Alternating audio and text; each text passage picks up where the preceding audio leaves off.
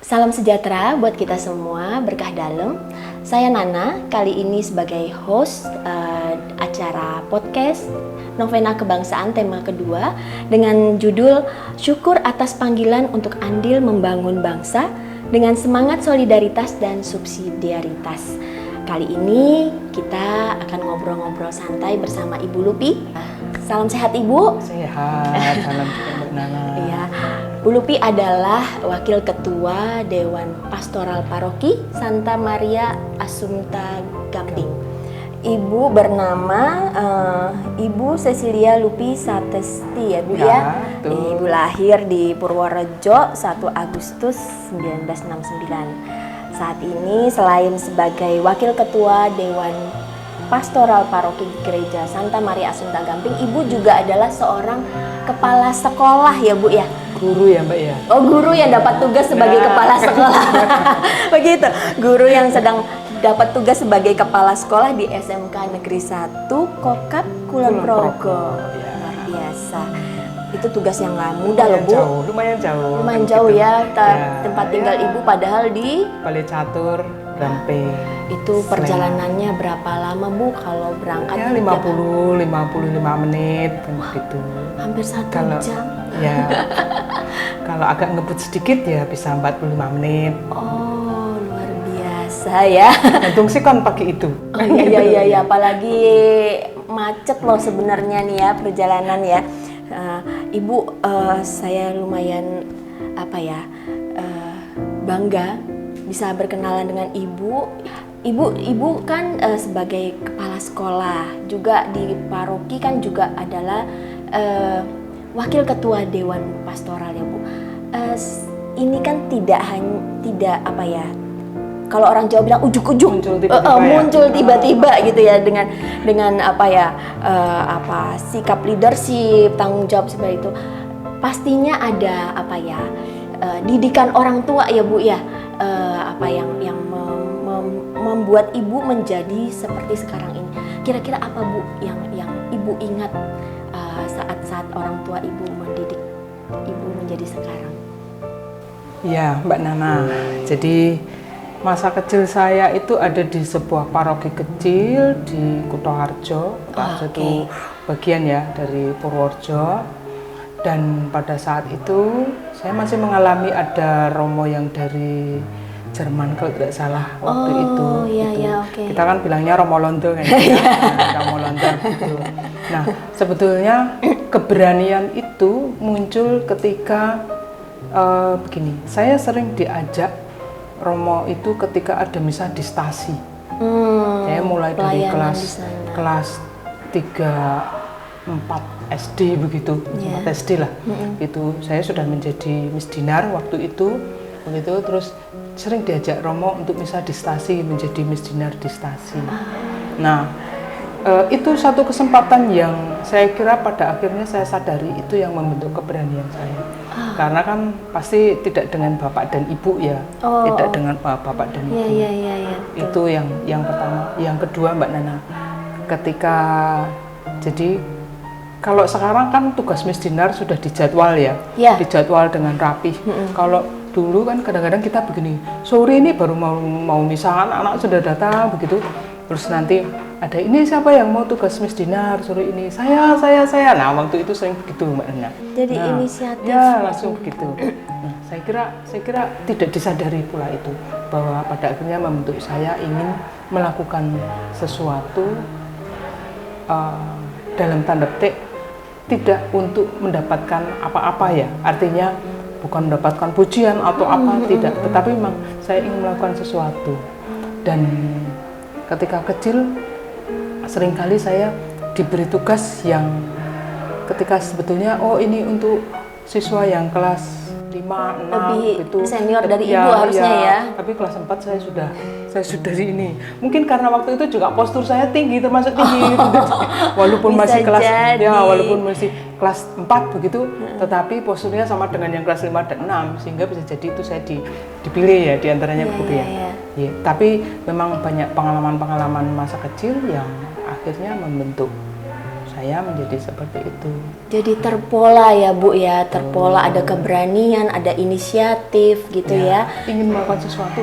Iya, ingin melakukan sesuatu. Ya, Oh ya, gitu. luar Saya kira biasa. begitu, Mbak Nana. Iya, iya. Kalau Bapak Ibu ya seperti itu, support. Beliau mereka support apa yang saya lakukan. Mereka memberikan ruang, memberikan ruang untuk juga terlibat gitu pada saat itu. Oh ya, luar biasa. Saya kira itulah. Itu ya. Mulai dari tanaman didikan masa kecil ya gitu, yang ternyata membentuk Ibu sekarang menjadi sosok yang berani walaupun ditempatkan dimanapun ya Bu ya. Mestinya kaget kan Bu? Gitu, mestinya kaget kan ya waktu ditempatkan di begitu jauh, kalau Ibu tidak mempunyai apa istilahnya keberanian untuk ditempatkan komitmen itu tentu tidak semua orang punya keberanian seperti Ibu kan. Tapi sesungguhnya banyak yang lain yang ini Mbak Nana. Banyak teman-teman kita, saudara-saudara kita juga yang berlaku sama lah. Ini kebetulan ya. Tapi saya kira begitu. Iya. Jadi tidak ujuk-ujuk tiba-tiba ada pola itu, tapi sudah ada tanaman bibit pendidikan dari lingkungan, dari orang tua seperti itu. Nah, Ibu di tempat Ibu sendiri di sekolah ya, di sekolah pastinya ada tantangan-tantangan ya Bu ya. Waktu pertama kali datang, Ibu adalah seorang ibu perempuan, pastikan itu sudah ada pandangan tersendiri juga. Betul. Kemudian SMK negeri, nah itu rural, jadi semua ada di situ gitu, dengan keberagamannya. Itu kan juga menjadi satu tantangan tersendiri buat Ibu gitu. Nah itu bagaimana Bu dalam hal melayani? Oke, jadi pertama kali datang di tempat yang plural gitu ya, karena sebelumnya memang saya mengajarnya di sekolah Kristen kan, sekolah Kristen, jadi kan ya sudah. Ada polanya yang sudah diketahui ya. Tetapi jauh sebelum itu, ketika saya di Timur Timur, saya pernah di Timur Timur Mbak Nana. Wow, jauh ya. Lebih jauh dari Kokap ya. Lebih jauh dari Kokap, betul. Nah, ketika saya di sana, dulu juga di sekolah negeri, tetapi Timur Timur itu kan memang mayoritas Kristen, Katolik dan Kristen. Nah, ketika kita ada di sana, rasanya juga nyaman-nyaman saja ya, walaupun itu sekolah negeri, karena siswa kita juga mayoritas kan gitu. Kita menjadi mayoritas di sana. Gitu. Nah, ketika ada sekarang di sini, memang menjadi tantangan tersendiri, karena tentu saja saya tidak boleh berpihak. Satu, saya tidak boleh berpihak. Yang kedua, saya pun tetap harus istilahnya dalam tanda petik memelihara iman. Memelihara iman anak-anak saya yang beragam. Itu tantangan tersendiri ya, tantangan tersendiri. Dan demikian juga terhadap teman sejawat kan begitu. Tapi saya kira akademisi tentu akan berbeda cara pandangnya. Jadi saya tetap berupaya untuk melakukan apa yang mestinya mereka lakukan terkait dengan istilahnya perkembangan iman, dan juga tetap melakukan yang seharusnya mereka terima di semua agama. Itu kalau di sekolah kan gitu. Tetapi yang jelas saya memberikan kesempatan seluas-luasnya kepada mereka untuk mengembangkan, untuk selalu bertumbuh dan menghidupi iman mereka. Itu yang penting saya kira. Komitmen dari bentuk pelayanan Ibu ya di tempat tugas seperti itu. Jadi tetap menyediakan ruang bagi mereka berkembang sesuai dengan apa yang mereka imani gitu. Ya Bu ya. Itu dari sisi iman mereka. Dari sisi yang lain istilahnya akademik, non akademik, kemampuan atau kompetensi akademik, non akademik itu tetap juga didorong untuk tetap bertumbuh. Dan tentu saja Mbak Nana, secara personal saya tetap menghidupkan wajah Yesus di dalam aplikasi sehari-hari, ketugasan sehari-hari. Iya, iya, iya. Nilai-nilai kasih itu tetap hidup, sehingga saya kira itu mungkin yang akan membuat teman-teman melihat, anak-anak juga melihat. Karena setelah itu ternyata yang muncul testimoni gitu ya, muncul testimoni tentang bukan tentang kebaikan saya secara personal, tetapi ini yang tampak, oh ini toh artinya wajah Kristiani, wajah Katolik yang ada. Oke. Itu saya kira yang penting. Luar biasa. Ibu, ada sebagian orang itu takut untuk melakukan hal seperti apa yang ibu lakukan. Takut dianggap misalnya menjilat, cari muka gitu, atau udahlah nggak usah lah, nanti ndak dikira nyari-nyari kesempatan begitu. Terus nanti nggak dianggap bagaimana. Kalau ibu menanggapi seperti itu bagaimana, dengan bahwa kita ini harus mempunyai jiwa melayani kepada siapa saja. Menurut ibu, tanggapan ibu bagaimana? Pertama Mbak Nana, ketika kita melakukan sesuatu, kita merencanakan akan melakukan sesuatu secara personal, tidak terbersit bahwa setelah ini saya akan mendapatkan pujian sesuatu atau begitu. Penghargaan. Entah itu pujian, entah itu artinya financial benefit ya. Iya. Artinya mungkin jangan berorientasi pada itu. Tetapi lakukanlah apa yang kamu rencanakan itu dengan niat, satu niat jelas niat baik, artinya begitu. Melakukan sesuatu yang semestinya dilakukan tanpa berpikir saya akan mendapatkan sesuatu dari, karena secara otomatis sebetulnya tanpa kita sadari buah-buah kebaikan, buah-buah baik itu akan kembali kepada kita. Kita sendiri, mungkin keluarga kita, orang-orang di sekitar kita. Itu yang saya yakini Mbak Nana. Jadi memang yang penting semangat kita melakukan sesuatu, semangat kasihnya, terus kita bangun kepekaan. Ini yang penting Mbak Nana, berkaitan dengan saya kira tema yang kali ini kali ini. Jadi kita andil kita kepada lingkungan, kepada lingkup karya kita. Saya kira begitu. Tidak usah berpikir bahwa saya akan mendapatkan sesuatu dan saya akan nanti akan istilahnya mendapatkan pujian dan lain-lain, tidak. Tapi berangkat dari yang sederhana, berangkat dari yang hal-hal kecil kita lakukan, artinya kita terlibat dan sesuatu yang diyakini baik, saya kira nanti akan berbuah baik. Berawal dari panggilan kita atau passion kita di masyarakat, sekecil apapun ya Bu ya, kita lakukan tanpa jadi tidak usah risau gitu tidak usah risau akan ada apa akan dihargai atau tidak begitu ya. Jadi memang sebenarnya dimulai dari itu aja, nanti mengalir ya. Tanggapan atau itu tergantung dari orang. Tapi kita melakukan itu bukan dengan niatan agar dilihat gitu. Itu ya mungkin maksudnya itu ya. Jadi makanya tidak usah risau ya ketika kita melakukan sesuatu terus nanti harap dianggap, nggak usah risau kan. Nggak usah risau dengan nanti itu. Jangan-jangan karena sudah takut duluan nggak dianggap, nanti malah tidak melakukan apa-apa ya gitu ya. Kita terbelenggu terbelenggu oleh persepsi kita sendiri bahwa kita harus dianggap ketika melakukan sesuatu. Makanya kadang-kadang kita harus apresiasi setinggi-tingginya kepada orang-orang yang justru di belakang layar itu bisa menghasilkan sesuatu yang di depan layar itu menjadi tampak bagus menjadi sukses, berhasil. Sebenarnya ada orang-orang di belakang layar itu yang tidak memerlukan panggung untuk menunjukkan dirinya, tapi hasilnya terlihat gitu ya Bu ya. Betul. Nah, ini yang perlu kita bangun ya. Jadi ketika kita melakukan sesuatu based on goodwill berdasarkan niat baik, yakin bahwa hasilnya akan baik. Walaupun di dalam perjalanan tentu banyak dinamikanya yang terjadi, itu pasti juga bisa up and down kan gitu.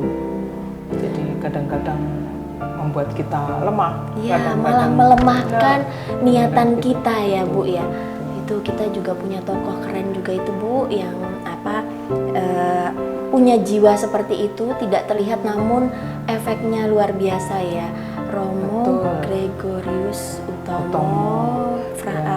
Projo. Ya, Nah itu sosok yang mungkin tidak banyak yang tahu ya Bu ya. betul Mbak Nana. Jadi suatu saat ketika saya pertama kali ke Ganjuran. Oh iya iya ya. Ganjuran Beliau kan biasa tugasnya di kalau Ganjuran. Kamis ya. Iya. Kamis malam itu kan di bulan pertama ya. Betul. Minggu pertama dalam bulan itu kan pasti ada misa.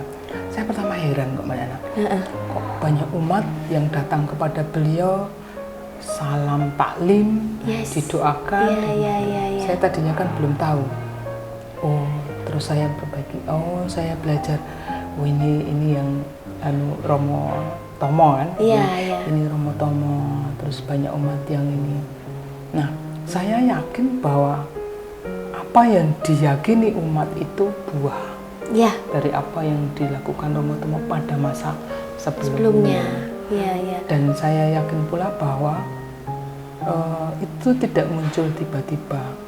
Dan ketika Romo pertama melakukan atau berkarya di sana, tentu tidak dengan nanti akan menjadi begini. Tidak menduga Betul, efeknya tidak menduga akan seperti sebesar itu ya. Nah itu. Pasti tantangannya juga Betul. berat juga ya. Saya yakin seperti itu, Mbak Nana. Jadi ya sebaiknya itu kita melihat tokoh-tokoh. Iya. Selain Romo Tomo ada Smucer ya, keluarga Iya, Smucer betul. itu ya. Itu juga. Keluarga Smucer. Saya yakin pada saat itu pun keluarga Smucer juga tidak berpikir ya. Iya. Tidak berpikir akan menjadi Apalagi keluarga asing di keluarga asing di Indonesia. Iya, ya, betul. Nah, makanya dengan perjuangannya, dengan pabriknya yang dihancurkan juga, Iya. tapi mereka masih tetap menghidupi Dengan itu, jiwa tetap melayani walaupun mendapat perlakuan yang tidak mengenakan ya, gitu ya. betul. Ya. Jadi kita harus belajar kepada mereka, melihat dari kedalaman, gitu. Dari keheningan. Saya kira itu. Jadi jangan kita melihat apa yang tampak di luar, tapi mari kita belajar dari lebih dalam lagi. Nggak kagolan ya Bu ya. jadi kalau dapat tantangan yang berat nggak terus kagol, terus nggak mau ngapa-ngapain gitu ya Bu ya. Jadi jangan mutungan. Terus saya begini Mbak Nana, kalau kita melihat itu sebagai energi negatif, abaikan saja. ya. Begitu. Kalau itu tidak membangun spiritualitas kita, ya saya kira itu yang kita perlu juga mengabaikan sedikit lah ya, kita abaikan supaya tidak merusakkan diri kita. Iya. Begitu. Tetap menjadi manfaat bagi diri sendiri dan Betul. orang Ya. lain. Oh ya, aduh, luar biasa sekali Ibu. Ibu sebentar lagi ini kan kita mau memasuki masa Prapaskah Ya, gitu. Prapaskah. Ada aksi nyata dari gereja itu selain aksi personal tadi ya Bu ya. Aksi gereja itu kita melakukan semacam solidaritas bersama dengan menyisihkan ya Bu ya penghasilan kita dalam bentuk aksi puasa pembangunan gitu. Di Ibu sebagai pendidik gitu ya. Apa yang Ibu sampaikan Bu ke anak-anak gitu? Istilahnya ini kan satu bentuk peran walaupun kecil gitu ya Bu ya. Ya. Kalau di sekolah kita mulai artinya menghidupi betul-betul kita dampingi komunitas Kristiani di sekolah. Ya. Dan kita mulai dengan saya meniru sebetulnya gerakannya Monsinyur Ruby untuk gerakan 2000 itu. Saya tiru di sekolah itu. Saya mulai meniru itu. Mari untuk anak-anak, kan anak-anak kita kan dari lingkungan mana-mana yang berbeda ya. Daerah Kokap sana kan begitu. Terus mari kita buat gerakan 2000 itu dan mari kita mulai peduli sekeliling kita. Sekeliling kita. Dengan uang 2000. Dengan uang 2000. Contoh sederhana saja, contoh sederhana. Mereka ada yang melihat temannya yang sepatunya jebol. Ya, teman ini sepatu jebol. Terus akhirnya berinisiatif dari yang gerakan 2000 dibelikanlah sepatu. Nah, ini memang baru di dalam komunitas mereka sendiri ya. Nah, tapi artinya bahwa kepekaan mulai timbul. Ya, betul. Empati itu mulai timbul. Nah, ini yang perlu dibangun dan harus terus-menerus dihidupkan. Dan saya kira dari hal yang kecil nantinya akan melebar ke hal-hal yang besar lingkupnya, lebih luas lingkupnya. Itu dari yang apa artinya perkara sepatu ya, yang nantinya pasti akan lebih luas lagi ke misalnya karakter teman-temannya, dan begitu. Dan teman-temannya mungkin akan juga melihat, oh ini ada aksi yang dilakukan. Nah, apakah tidak lebih baik kalau kita juga mencontoh misalnya gitu. Ini mulai ada artinya terbangun. Ini di sekolah gitu. Kalau di dalam keluarga ya selain apa yang sudah lakukan hari-hari ya itu tadi lebih kepada mari kita mengembangkan empati itu, menempatkan diri kita pada posisi orang lain. Ya. Contoh sederhana Mbak Nana sebetulnya ini sederhana sekali yang saya lakukan dengan anak-anak saya waktu anak-anak saya masih kecil sebetulnya, masih sekolah SD ya waktu itu. Mereka SD. Kalau siang, saya kan jemput ya, gitu. Saya jemput ada satu, saya jemput. Nah, ketika saya jemput itu, kan rumah saya dari jalan besar sampai ke rumah itu jalannya naik turun. Waduh. Nah, jalannya naik turun ya. Dari jalan besar ke rumah itu naik turun. Nah, pada saat itu masih banyak penduduk sekitar yang cari rumput dengan sepeda. Dengan cari rumput dengan sepeda itu. Ketika itu jalannya naik, kan berat sekali. Iya banget itu. Contoh sederhana, saya bilang ke anak saya, Mas turun ya, dibantu ibu itu dorong sepedanya naik. Ya. Itu satu kali begitu. Lain kali lagi, tapi itu sebenarnya diawali dengan begini. Kan waktu itu anak saya yang besar sudah bisa naik motor. Oh ya. Mas gantian, ibu tak dorong itu, terus nanti dia yang naik motor, saya dorong. Lain hari dia yang ini, dia yang dorong. Saya yang naik motor. Nah, itu sebetulnya dari hal sederhana ya, sederhana. Tapi ya syukurlah bahwa sampai sekarang semangat itu masih tetap dihidupi. Artinya dimulai dari ibu memberi contoh ya, role modelnya ibu lakukan dulu. Waktu itu begitu Mbak Nana. Iya. Saya pikir sederhana dan tidak berarti ya. Tidak berarti ya kalau kita melihat. Jadi ketika kita melakukan itu tidak perlu berpikir akan melakukan sesuatu hal yang besar, justru melihat sesuatu yang kecil di depan mata itu saja dulu yang dilakukan. Itu nanti akan berkembang dalam bentuk pelayanan lainnya gitu ya Bu ya. Yang sederhana. Nah, itu akan membentuk karakter kita untuk menjadi mau melayani dengan tulus gitu ya. Ya. Begitulah Mbak Nana. Ya, wah luar biasa. Tapi sebetulnya sesuatu yang sederhana ya, saya agak malu sebetulnya kalau ini terjadi. Tapi tadi saya menangkap bahwa dari hal yang sederhana ini justru itu memberi dampak bagi kalau saya menjadi anak ibu tentu aja itu akan menjadi pembelajaran atau pembentukan karakter saya, terutama itu penting banget untuk ketika generasi selanjutnya gitu ya. Itu memberi efek yang luar biasa sebenarnya dari yang hal kecil itu Bu. Terutama tadi Ibu cerita tentang empati terhadap sepatu teman tadi, itu saya pikir itu juga sesuatu yang sangat memberi dampak gitu. Bukan hanya yang menerima, tapi yang memberi juga merasakan sesuatu. Nah itu akan membekas. Ya betul Mbak Nana, karena setelah itu yang bersangkutan memang betul-betul apa ya, berterima kasih sekali, bahkan keluarganya tidak gitu, menduga ya, mendapatkan mendapatkan apa hal seperti itu dalam tanda petik di sekolah negeri ya, itu mungkin luar tidak biasa ya. ya kan gitu, Ya, gitu. ya. Jadi ya inilah saya kira kita perlu ya sebagai tanda petik orang Kristiani, orang Katolik gitu, menghidupi buah-buah kebaikan di lingkungan kita dimanapun.